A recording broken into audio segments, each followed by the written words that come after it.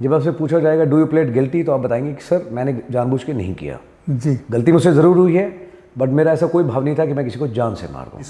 फौज में सबसे अच्छी चीज़ मेरी यही लगी, लोग, चाहे वो जवान हो चाहे ऑफिसर हो, जैसे हो, है ना, अगर वो हैं तो है ना, मज़े हैं फौज में।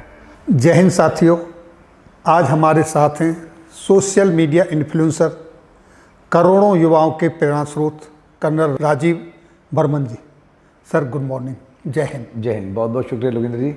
बट एक छोटी चीज़, मैं सोशल मीडिया इन्फ्लुएंसर बिल्कुल भी नहीं हूँ, एक सिपाही हूँ, that's it, I am just a soldier and a veteran. Thank you sir. हाँ जी सर, आपने 2 दशकों से भी अधिक सेना में जॉब किया है, हाँ जी कमांड भी किया है जी। और मुझे ये कहते हुए बड़ा प्राउड हो रहा है कि आपने उस ट्रुप्स को कमांड किया है जिसके नाम को सुनकर हमारे दुश्मन की सेना खुद कांप जाती है। शुक्रिया। आई थिंक आई वाज, ये मेरी खुशकिस्मती है जी सर, मुझे मौका मिला उन लोगों के साथ में काम करने का। तो सर इस पूरी जर्नी के दौरान हाँ जी, ऐसी कोई आपकी घटना रही हो, कोई इंसिडेंस हो, कोई वाकया हो जिसे आज आप शेयर करना चाहें? बहुत सारे हैं, हर दिन अपने आप में मतलब एक अलग रौनक थी, एक सेलिब्रेशन था, बहुत सारी चीज़ें हैं, यू नो। 21 साल में बहुत कुछ हुआ, मतलब बहुत सारे हैं, ऑपरेशन के लिहाज के हिसाब से, ट्रेनिंग के हिसाब से। बट अगर मैं एक चीज़ बताऊं मैं आपको, जी सर, जो सबसे क्लोज है, तो मैं अगर कोई सब्जेक्ट खुद में बात करनी है, बहुत लोग प्रेफर करते हैं कोई ऑपरेशन के बारे में बात करता है, मतलब जो चीज़ मेरे सबसे क्लोज है वो मेरे मैं जवान, जेसीओ देन ऑफिसर्स। जी सर। फौज में सबसे अच्छी चीज़ मेरी यही लगी, लोग, चाहे वो जवान हो चाहे ऑफिसर हो, जैसे हो, है ना, अगर वो हैं तो है ना, मज़े हैं फौज में। और सारी चीज़ मेरी पीपल सेंटर की रही है, चाहे वो ऑपरेशन हो चाहे ट्रेनिंग हो। कुछ लोग साथ में आपके रहे, कुछ दाएं कुछ बाएं, कुछ सामने कुछ पीछे, कुछ साथ में। तो that is the only thing I would love to talk about. Life के नज़रिए के हिसाब से देखिए, या फौज के एक्सपीरियंस के हिसाब से, छोटे से लेकर के बड़ा, उम्र के हिसाब से, रैंक के हिसाब से, ओहदे के हिसाब से, सबसे अच्छी चीज़ और मेरा तजर्बा यही रहा है, लोग।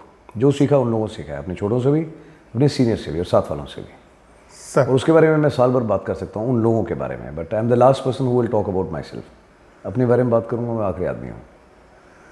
ओके सर, तो आए दिन हम सुनते रहते हैं, कई बार अखबारों में पढ़ते हैं जी कि उसका फलाने का कोर्ट मार्शल हुआ, ये हुआ, वो, इस तरह की घटनाएं होती हैं। हाँ जी। आपने अपने 21 साल की सर्विस के दौरान क्या कभी कोई कोर्ट मार्शल प्रोसीडिंग्स के आप हिस्से रहे? कोई घटना ऐसी हुई आपके सामने जो आपका कोई एक्सपीरियंस रहा हो? बिल्कुल रहा है जी सर।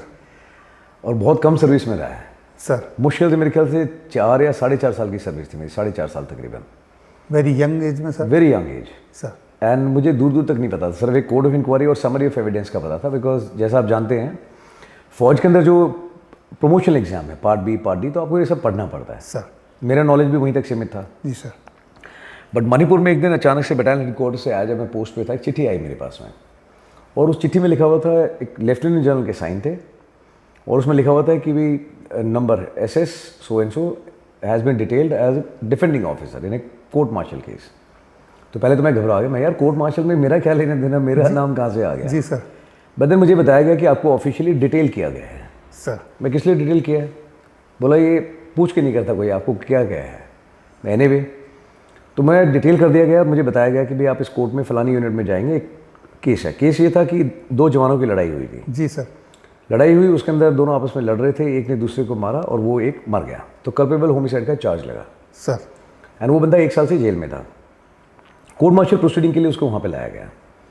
मुझे ये भी नहीं पता था कि डिफेंडिंग ऑफिसर ने करना क्या है, काम क्या होता है, कोर्ट मार्शल का रूम कैसा दिखता है, सारा कुछ।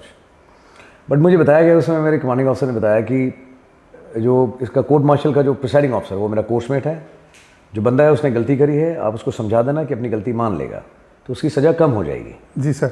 लिमिटेड नॉलेज था, मैंने यही किया पहले दिन। मैंने बताया कि भाई मुझे बताया गया है कि आपसे गलती हो गई है, वो भी कह रहा हाँ गलती हुई है, तो मैं आप अपनी गलती मान लेंगे तो आपकी सज़ा कंसिडर करेंगे कम करने के लिए। जब कोर्ट मार्शल रूम में घुसा अगले दिन, तो मैंने देखा कि एक माहौल जो होता है बिल्कुल सिविल कोर्ट जैसे बनाया गया। जी सर। एक ऊंचे लेवल पे बैठे हुए प्रिसाइडिंग ऑफिसर, 4 उसके बाद में मेंबर्स बैठे हुए हैं, एक अलग टेबल लगी है जहाँ पे प्रोसिक्यूटर बैठा हुआ है, एक तरफ मेरे को बैठा दिया गया कि आप डिफेंडिंग ऑफिसर है, आपने भी केस जिस पे चार्ज है उसकी तरफ से लड़ना है। जी सर। मुझे ये भी नहीं पता था क्या पूछ रहे हैं, कोई ब्रीफ करने वाला भी नहीं था सर। फिर समझ में आया कि कितना मतलब परफेक्शन से काम करती है फ़ौज, बिल्कुल कोर्ट रूम की तरह तैयार किया गया। जो लोग प्रोसिक्यूटर थे और जो विटनेसेस थे और जो अपना बोर्ड मेंबर्स थे वो सारे एक साथ रहते थे एक ब्लॉक में। मैं इकलौता ऑफिसर था, दूसरी जगह रहता था, और मेरे को उनसे आपस में मेल मिलाप करना, बातचीत करना, गेम खेलना, खाना खाना अलाउड नहीं था। मैं ऐसा क्यों? उन्होंने बोला कि आप दूसरे पक्ष से केस लड़ रहे हो तो आप आपस में किसी तरह की इंट्रैक्शन नहीं करेंगे। मैं वेरी गुड जी। मैं खाना खाने जाऊँ तो टेबल से सब उठ के चले जाएं, बोला आपका खाना वहाँ पे पहुँचा दीजिए, आप यहाँ नहीं आएंगे, आप एक गाड़ी में भी ट्रेवल नहीं करेंगे। Lot of rules and regulations sir. तो आई वॉज टोटली ब्लैंक। फिर उसके बाद में जो बंदा था जिस पे चार्ज था, तो मैं उससे पास गया, क्या हुआ? उसने बताया कि सर ऐसे ऐसे हुआ, बड़ा खाना था एंड लड़ रहे थे, उसने गाली दी, मैंने भी गाली दी, वो मारने दौड़ा तो तलवार लेकर के अपना बाल्टी तलवार लेके दौड़ रहा था मारने के लिए, और मेरे पास बाल्टी थी, मेरे को दिखाई दी, मैंने घुमाई, उसके सर में लगी, वो गिर गया, मर गया। जी। 1 साल से मैं जेल में हूँ। तो उस समय उसका एक छोटा बच्चा था, wife was in the family way, and मेरे ख्याल से 6 महीने का 8 महीने का ऐसा कुछ बच्चा था उसका, वो उसने देखा नहीं था क्योंकि वो जेल में था, वो सर। मणिपुर में। फाइनली उसके बाद में जब मैंने पूछा कि वहाँ पे करना है क्या, जब कोर्ट इंक्वायरी शुरू हुई तो पहले प्रोसिक्यूटर ने पूछा कि कौन है आप, जो कल्प्रिट है उसको जानते हो? तो सबने बताया हाँ साहब, पीछे जो बैठा हुआ है उसका नाम ये है और वो कल्प्रिट है, मैंने देखा है, उसने उसको मारा था, बाल्टी से वो मर गया, इसने मारा है। एक के बाद 15 लोगों ने यही चीज़ कंफर्म करी। तो मेरे को बोला कि आपने कुछ पूछना है? मैं नो सर। 2-3 दिन तक यही कार्रवाई चलती रही, मेरे को ये नहीं पता था क्या पूछना है। यही पूछ सकता हूँ कि भाई आपने क्या देखा? जी। पहले ही कंफर्म कर दिया 15 लोगों ने इसने मारा है, तो कुछ बचा ही नहीं पूछने के लिए। सर। तो रोज़ बोलते थे आपने कुछ पूछना है? वैसे नथिंग टू आस्क। बट दूसरे तीसरे दिन गिल्ट आने लग गया कि यार ये क्या कर रहा हूँ मैं, किस चीज़ के लिए डिटेल हूँ, कुछ सवाल ही नहीं पूछने के लिए। चौथे दिन थोड़ी हिम्मत करी, मैंने सवाल पूछना शुरू किया कि कितनी देर में गिरा, एम्बुलेंस कितनी देर में आई, डॉक्टर वहाँ पे था नहीं था। तो जैग ऑफिसर तो उन्होंने मुझे डांट लगा दी, कहते हैं आप फालतू के सवाल मत पूछिए, आप ये कहना चाहते हैं इसमें डॉक्टर जिम्मेदार है, आप ये कहना चाहते हैं ड्राइवर जिम्मेदार है। मैं बात तो सही है। मैंने कहा सर वैसे तो कुछ है नहीं के लिए पूछने के लिए, अब जब पूछता हूँ थोड़ा बहुत दिमाग लगा के तो डांट पड़ जाती है। जी। बात मेरे से कोई कर नहीं रहा। तो मैंने कहा सर ये फिर एक और चिट्ठी है, इसमें लिखा था आपको ऑनरेरियम दिया जाएगा, ऑनरेरियम ऑफ 2500 रुपये। मैंने कहा 2500 रुपये किस चीज़ के हैं? तो उन्होंने बताया कि यहाँ पे प्रिसाइडिंग ऑफिसर, प्रोसिक्यूटर या किसी ऑफिसर को कोई पैसे नहीं मिलेंगे, सिर्फ एक डिफेंडिंग ऑफिसर है जिसको सरकार की तरफ से 2500 रुपये का एक ये मिलता है भत्ता केस लड़ने के लिए। मैंने कहा यार पूछ तो मैं कुछ भी नहीं रहा हूँ, सवाल भी मेरा कुछ होता नहीं, जो पूछता हूँ उसमें टुकाई हो जाती है। 2500 रुपये किस चीज़ के? वो गिल्ट आया। फिर मैंने जैग ऑफिसर से पूछा, मैंने सर आपको अंदर से ये गिल्ट फील हुआ कि एक तो मैं कुछ कर नहीं रहा हूँ और ऊपर से करना चाहता हूँ बट कुछ कर नहीं पा रहा, कोई गाइड नहीं कर रहा। 4.5 साल की सर्विस है, कुछ पूछता हूँ तो डांट पड़ जाती है। मैंने कहा सर 2500 रुपये नहीं चाहिए। बोला नहीं चॉइस नहीं है, तो वैसे ही मिलेगा आपको, चाहे केस हारो चाहे जीतो पैसे मिलेंगे, और इकलौते अफसर जिसको मिलेंगे। सर। फिर मैंने जाके कोड ऑफ इंक्वायरी पढ़ी। प्रोसीजर आपको पता है, पहले कोड ऑफ इंक्वायरी होती है जी, फिर समरी ऑफ एविडेंस होता है, फिर करते करते बात अपना कोर्ट मार्शल पे आती है। तो तब तक हर जगह प्रूव हो चुका था कोर्ट ऑफ इंक्वायरी में, समरी एविडेंस में, इस आदमी ने इसको मार दिया, इसकी गलती है जी। तो मैंने पूछा, मैं सर कुछ तो बताइए। पूरी कोड ऑफ इंक्वायरी पढ़ के देखी, उसमें हर जगह यही आया कि बंदा गलत है, उसकी गलती है, समरी ऑफ एविडेंस भी यही कहती है। सर। फिर मैंने बंदे से पूछा, तो मैं गया तो वो कोर्ट क्वार्टर गार्ड में था, मैं उससे मिला, मैं आपके इस कोड ऑफ इंक्वायरी आपने पढ़ी? मैं इसमें कोई ऑब्जेक्शन? कहता नहीं सर। तो मैंने देखा तकिए के नीचे कुछ दवाइयाँ थी, मैं किस चीज़ की दवाइयाँ हैं? कैसा बहुत दर्द होता है, लोग मारते हैं। मैं किसने मारा? तो उसने शर्ट उतार के दिखाई, पूरी शर्ट के ऊपर ब्लू ब्लैक निशान पड़े हुए थे। बोल साहब आप लोग जो फौज जमा करती है मिलिटेंट, वो लोग हमारे साथ रहते हैं, बहुत मारते हैं साहब। पुलिस में लोकल बोला कुछ नहीं करते सर। तो पूरा था। मैंने कहा 1 साल से पेट्रोल यूनिट से किसी ने संभाला? किसी ने बोला नहीं कोई नहीं आया, बिकॉज मैं तो सबकी तरफ से है ना गलत करके बैठा हूँ, तो कोई नहीं हुआ मेरी तरफ से, बट मेरे को बहुत मारते हैं, दर्द होता है तो उसके लिए है, प्लस घर कभी गया नहीं, डिप्रेशन भी है, तो तकलीफ में रहता हूँ इसलिए दवाइयाँ लेते हो। इतनी दवाइयाँ लेते हो? फिर मैंने उसको बताया कि पहले दिन की, भैया डॉक्टर अपना मुझे ये बताया कमांडिंग ऑफिसर ने कि प्रिसाइडिंग ऑफिसर भैया कोर्समेट है, आप में रियायत की जाएगी, आपने अपनी गलती मान लेनी है। मैंने वही बताया था जो मुझे बताया गया जी। बट जब मुझे पता लगा कि 2500 रुपये भत्ता दे रहे हैं, मैंने कहा ये कहने के लिए तो नहीं, एटलीस्ट केस तो पता होना चाहिए मुझे क्या है। तो मैंने कहा कि कल अगर आप ऐसे पूछेंगे, तो मैंने जैक से पूछा, उन्होंने बताया कि देखो अगर जैसे आप ये बोलोगे तो आपका केस क्लोज है, सीधा रिजल्ट आ जाएगा कि ये गलत है और ये सजा है। मैंने लेकिन सर ये तो गलत है ना, मेरे को केस के बारे में पता नहीं है, कुछ आता कुछ है नहीं, 2500 रुपये सरकार देगी, इंडिविजुअल को कुछ पता नहीं है, और हर जगह पहले प्रूव हो रखा है गलत है। तो मैंने उसको बताया, मैंने कहा ये मुझे बताया गया है, लेकिन कल आप ऐसा नहीं बोलेंगे, आप सिर्फ ये बोलेंगे, जब आपसे पूछा जाएगा डू यू प्लेड गिल्टी, तो आप बताएंगे कि सर मैंने जानबूझ के नहीं किया, जी, गलती मुझसे ज़रूर हुई है, बट मेरा ऐसा कोई भाव नहीं था कि मैं किसी को जान से मार दूँ सर। बाकी उसका देखते हैं क्या आता है। तो उसने वही बोला, मुझे बहुत डांट पड़ी कि तुम एक जवान को हैंडल नहीं कर सकते। मैं सर जो आपने मुझे बताया था, बट मुझे पूरी जानकारी नहीं थी। पूरी जानकारी ये है कि मुझे 2500 भत्ते मिलेंगे, ठीक है, काम मेरे को किसी ने बता नहीं रखा, मैं एटलीस्ट अपनी ड्यूटी पूरी करना चाहता हूँ। तो मैंने उसके बाद में पोस्टमार्टम पढ़ा रिपोर्ट। पोस्टमार्टम में एक जगह लिखा हुआ था डायग्नोसिस में कि individual died because of asphyxia. Okay sir. यहाँ से फिर उसके बाद में अगले दिन मैं कार्रवाई शुरू करी। कहते कुछ पूछना है? मैं यस पूछना है आज। कहते क्या? मैंने कहा सर इसमें लिखा है individual died because of asphyxia. मैंने कहा मुझे मालूम नहीं है एस्फिक्सिया क्या है, मैं जानना चाहता हूँ। मैं sir can you tell me? मैंने प्रोसिक्यूटर से पूछा तो उन्होंने बोला कि हाउ डू आई नो। फिर उसके बाद मैं पूछा अपना प्रिसाइडिंग ऑफिसर, मैं सर आप जानकारी दे सकते हैं इसी की? बड़ी यार मैं इन्फेंट्री वाला हूँ, मुझे क्या पता है, डॉक्टर का काम है। जी ओके सर। फिर डॉक्टर से बुलाया गया, एक डॉक्टर को जो यूनिट डॉक्टर था RMO। सर उसने कहा सर मैं बेसिक डायग्नोस है, एस्फिक्सिया है, बेसिक नॉलेज बता सकता हूँ, बट इसका एक्चुअल में डिटेल क्या है ये वही आदमी बता सकता है जिसने पोस्टमार्टम किया है। जी सर। तो उसने बताया कि सर बेसिक ये है कि गले के अंदर और इसमें आपके सांस लेने की विंड पाइप में चोकिंग हो जाती है, that is called asphyxia. But किन हालात में हुआ है, किस वजह से हुआ है, ये आपको वो बताएगा जिसने ये पोस्टमार्टम किया है सर। तो मैंने कहा कि भी मेरे को ये डॉक्टर चाहिए अभी। और वो फिर कोर्ट ऑफ इंक्वायरी अपना प्रोसीडिंग और आगे ज़्यादा खिंच गई कोर्ट मार्शल। फिर मुझे डांट पड़ी जी। कि तुमसे पहले जवान से ब्रीफिंग नहीं हुई, अब तुमने बड़ी एक नया इशू छेड़ दिया, तुम यूनिट में काम नहीं करना चाहते। मैं काम करना चाहता हूँ सर, लेकिन सही तरीके से करना चाहता हूँ। जी। ठीक है, ऐसा नहीं जैसा मेरे को ऊपर से हुक्म दिया जाएगा। तो बहुत डांट सुनने को मिली मैं, बट कोई बात नहीं। अब सिविल कोर्ट के थ्रू उन डॉक्टर को बुलाया गया। उनकी अच्छी खासी उम्र थी, 60 तो तकरीबन रही होगी उनकी उम्र। सर बुजुर्ग से आदमी थे, वेरी नाइसली ड्रेस्ड ना, शॉर्ट बूट लगा के, एंड सर्दियों के दिन थे, वो टाई लगा के आए। फिर उन्होंने बोला कि क्या कहानी है। फिर मैंने समझाया, मैंने कहा सर इस इंडिविजुअल पे ये केस है कि इन्होंने ऐसे मारा और ये बंदा मर गया, और सब लोग कहते हैं कि इसने गलती की, इसने खून कर दिया है। मैं सिर्फ इतना कहना चाह रहा हूँ कि इसके हाथ से गलत काम ज़रूर हुआ है, बट इंडिविजुअल ने ये सोच के नहीं मारा कि इसने खून करना है किसी सर। ड्रिंक ले रखी थी, इतनी बड़ी फौज है, गलतियाँ करते हैं लोग। ठीक है, बटालियन बॉक्सर है, अगर बाल्टी की जगह मुक्का मार देता शायद तब भी मर सकता था। जी। बट मैं जानना चाहता हूँ एस्फिक्सिया क्या है। उन्होंने बोला ओके ठीक है, आई अंडरस्टूड। उन्होंने एक पेंसिल मांगी, पहले बोला कि मुझे पेंसिल मिल सकती है। पेंसिल ली और उन्होंने बोला कि ओके ठीक है, मैं पेंसिल मार सकता हूँ प्रोसिक्यूटर ऑफिसर के पास।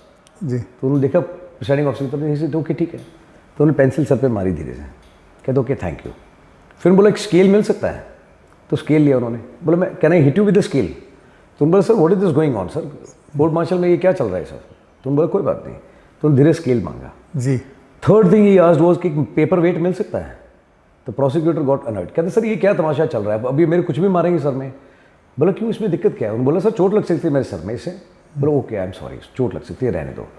देन ही सेड मुझे कोई खुखरी दांव कुछ मिल सकता है? देन तो प्रोसिक्यूटर एकदम ही बोल गया, he was very senior to me, वो लेफ्टिनेंट कर्नल थे उन्होंने, और मैं बरसाती मेजर था, और मतलब कैप्टन नहीं था वैसे तो, जी जी जी। बरसाती मेजर बना था। तो उन्होंने बोला कि भाई क्यों, क्या दिक्कत है? बोला सर चोट लग सकती है, खून हो सकता है, मैं मर भी सकता हूँ। कहते ओहो अच्छा सॉरी। तो उन्होंने वापस कर दिया। Then he said this is called common knowledge. आपको एक कॉमन आदमी को कॉमन नॉलेज में ये पता है कि पेंसिल से कुछ नहीं होगा, स्केल से भी ज़्यादा कुछ खास नहीं होगा, पेपर वेट से चोट लग सकती है, और चाकू और खंजर से मेरी जान भी जा सकती है। दिस कॉल्ड डोमेन है ना, कॉमन डोमेन नॉलेज। जी। What is asphyxia? आपको डॉक्टर ने बता दिया कि विंड पाइप रुक गई है, उस वजह से मर गया है। एक्चुअल में क्या है, आई विल टेल यू। ये विंड पाइप जब आदमी ने खाना अपना, ये विंड पाइप जो है आपका सांस लेने का, आप नाक और मुंह दोनों थ्रू लोगे, दोनों चीज़ें बंद हो गई, इसलिए इंडिविजुअल की डेथ हुई है। ये जो आपको बताने की कोशिश कर रहा है ऑफिसर, उसके बाद आप समझ नहीं रहे हो। एंड ऐसे जो लोग होते हैं उनको बोलते हैं कोर्ट मार्शल के अंदर एक्सपर्ट ओपिनियन। जी जी। उससे पहले चाहे 15 लोगों ने कुछ भी बोला हो, बट जो एक्सपर्ट ओपिनियन है उसका वेटेज ज़्यादा होता है। जी जी जी। जब उन्होंने ये चीज़ पूछी तो फिर मैंने सवाल पूछने शुरू किए। मैंने कहा सर आपसे एक जानकारी चाहता हूँ कि अगर इंडिविजुअल ने खाना खाया हुआ हो और उसके बाद में अगर चोट लगे, तो उन्होंने बोला कि इंडिविजुअल गिर गया था, गिरने से यहाँ दबाव पड़ा, बाल्टी लगी, बाल्टी लगने से इंडिविजुअल नीचे गिरा, नीचे गिरते ही छाती में प्रेशर बना, उसकी वजह से wind pipe through nose and mouth block हो गया, तो इंडिविजुअल की डेथ हुई है। बाल्टी लगने की वजह से नहीं हुई। तो बोला नहीं लेकिन बाल्टी मारी है। बोला वो कारण हो सकता है, बट इंडिविजुअल अगर पैर से ठोकर खा के भी गिर जाता ना और छाती में प्रेशर आ जाता, वो तब भी मरता, तब भी हो सकता था, तब भी ये पॉसिबिलिटी है, तब भी हो सकता था। तो बोला लेकिन इसने बाल्टी मारी। कहता वो एक जरिया बना है। ठीक है, फौजी आदमी है, आपका बंदा, आपको ज़्यादा जानकारी होनी चाहिए इसका डिसिप्लिन ओवर अभी तक कैसा रहा है। ठीक है, डिसिप्लिन एक इंसिडेंट अलग, बाकी पूरी सर्विस एक तरफ, आप आइसोलेशन में ना देखें। जी सर। मैंने कहा सर अगर खाना खाया हो इंडिविजुअल ने तो क्या प्रॉबिलिटी ज़्यादा है? तो बोला 100% प्रॉबिलिटी ज़्यादा है। मैं सर उस दिन बड़ा खाना था, बड़े खाने के अंदर अच्छे से खाना खाया, उसके 15 विटनेस है, दोनों लोग जो लड़ रहे थे, जिसको मौत हुई है उस इंडिविजुअल ने खाना खाया हुआ था, अच्छे से चिकन खाना वाना सब कुछ खाया हुआ था, खाना खाने के बाद ही कार्रवाई हुई है। तो उन्होंने बोला फिर उसके अंदर 100% चांसेस बढ़ जाते हैं। मैं अगर लिकर ली हो तो बोला फिर और 100 गुना बढ़ जाते हैं। मैं सर बड़ा खाना था, बड़े खाने के अंदर 60 ml इशू, 2 ड्रिंक इशू हुए थे 120 ml। जी।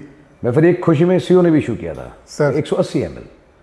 तो कोर्ट ऑफ इंक्वायरी हालांकि फिर बहुत सुनने को मिला, बड़ी तुमने कोर्ट क्या किया। भाई जो बात सच है वो बता रहा हूँ, मैं सीओ के अगेंस्ट नहीं बोल रहा, मैं जो हकीकत है वो बता रहा हूँ।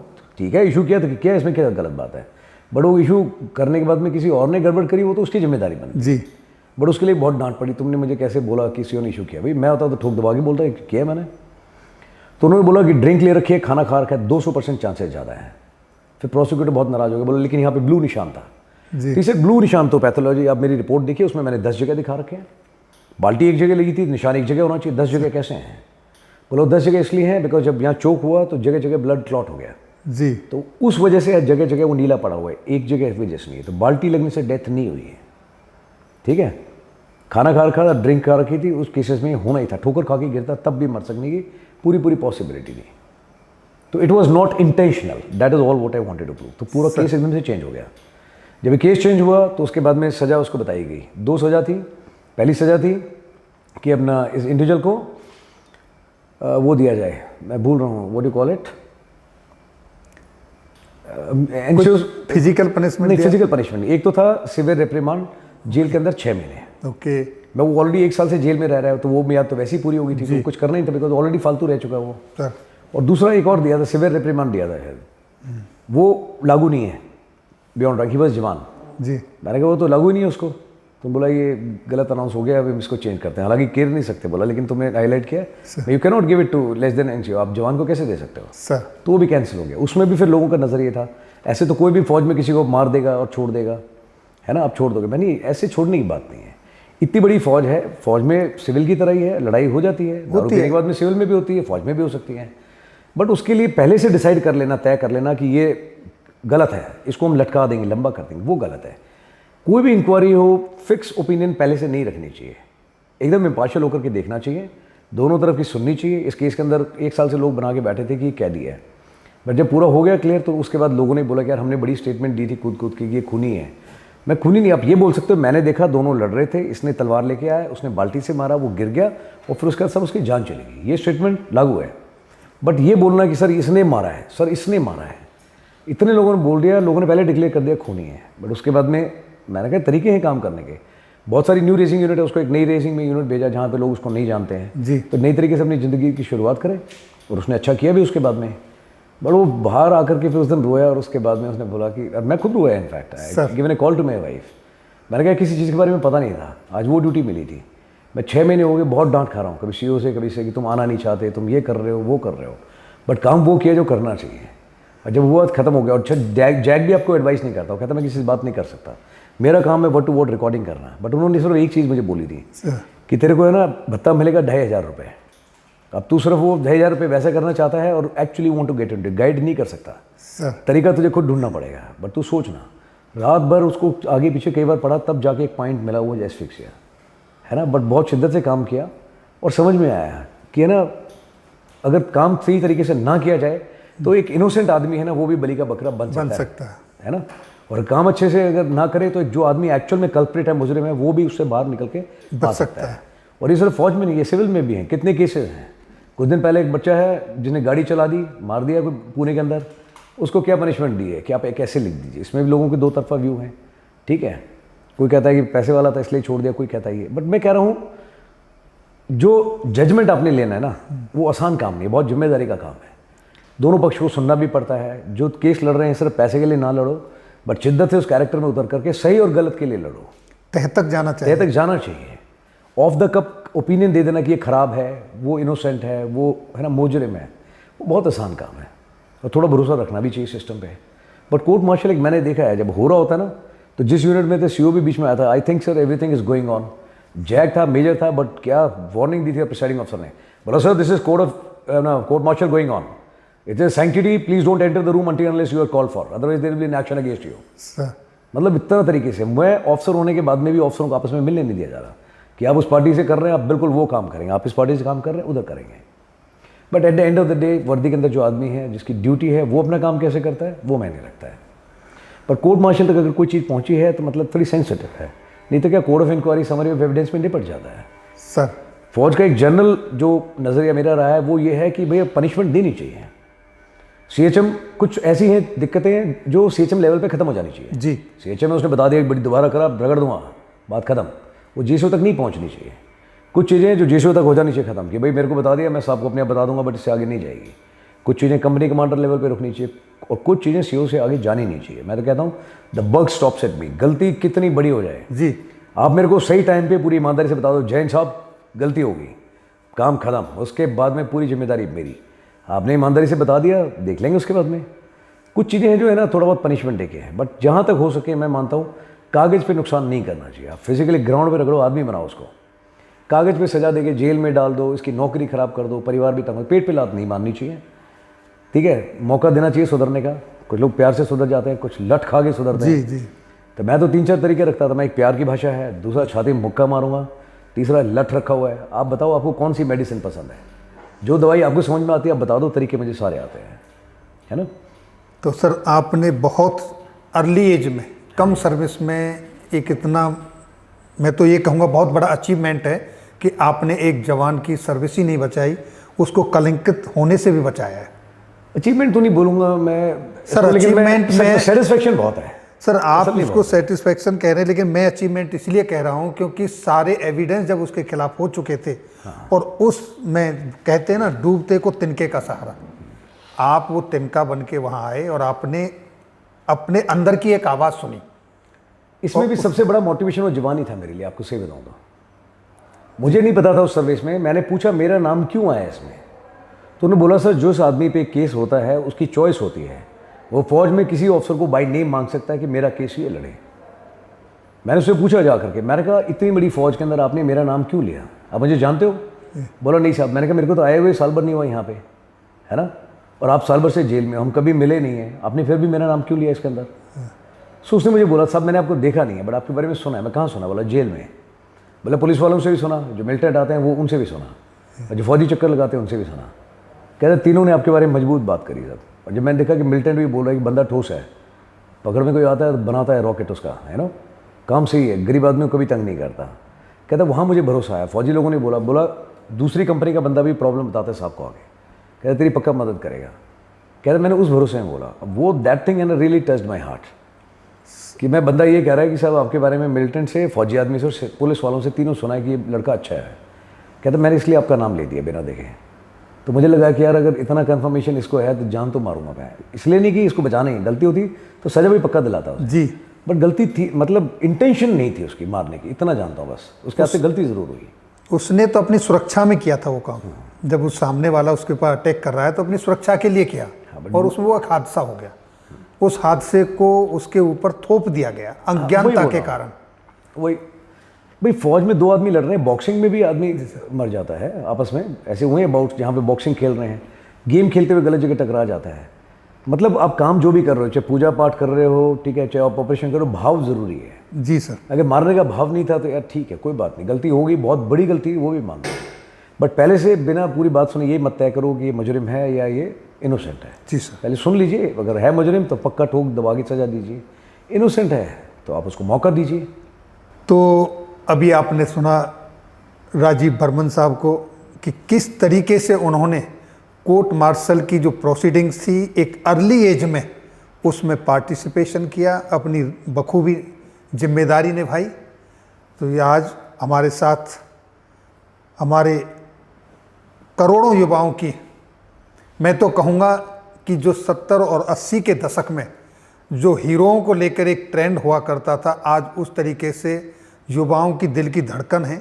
अगर आप सोशल मीडिया पर सर को देखेंगे तो ज़मीन से गिरे हुए इंसान को, बच्चे को भी उठा देते हैं, इस तरीके से वो मोटिवेट करते हैं। इसके लिए सर आपको तहे दिल से मैं हैट्स ऑफ सैल्यूट करता हूँ। बहुत बहुत शुक्रिया लगे, और बहुत शुक्रिया। प्रार्थना करता हूँ परमपिता परमात्मा से कि आपको आपके लक्ष्य में और इसी तरीके से आगे बढ़ते रहें। मेहरबानी, बहुत बहुत शुक्रिया आपका। आज आपसे मुलाकात हुई उसके लिए बहुत बहुत धन्यवाद सर। जय हिंद। जय हिंद।